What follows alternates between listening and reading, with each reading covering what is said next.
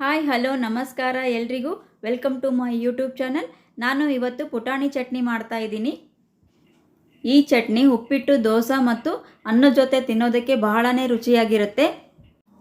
ಮಾಡಲು ಬೇಕಾಗಿರುವ ಇಂಗ್ರೀಡಿಯೆಂಟ್ಸ್ ನೋಡೋಣ. 1 ಕಪ್ ಪುಟಾಣಿ, 2-3 ಟೇಬಲ್ ಸ್ಪೂನ್ನಷ್ಟು ಒಣ ಕೊಬ್ಬರಿ ಪುಡಿ, 1 ಟೇಬಲ್ ಸ್ಪೂನ್ ಜೀರಿಗೆ, 4-5 ಎಸಳು ಬೆಳ್ಳುಳ್ಳಿ, 1 ಟೇಬಲ್ ಸ್ಪೂನ್ ಖಾರ ಮತ್ತು ರುಚಿಗೆ ತಕ್ಕಷ್ಟು ಉಪ್ಪು. ಮಿಕ್ಸಿ ಜಾರಿಗೆ 1 ಕಪ್ ಪುಟಾಣಿ ಹಾಕ್ಕೊತಾ ಇದ್ದೀನಿ.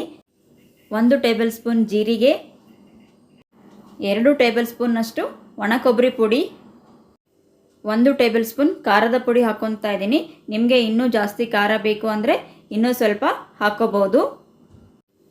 ರುಚಿಗೆ ತಕ್ಕಷ್ಟು ಉಪ್ಪು, 4 ಬೆಳ್ಳುಳ್ಳಿ ಕಟ್ ಮಾಡಿ ಹಾಕ್ಕೊತಾ ಇದ್ದೀನಿ.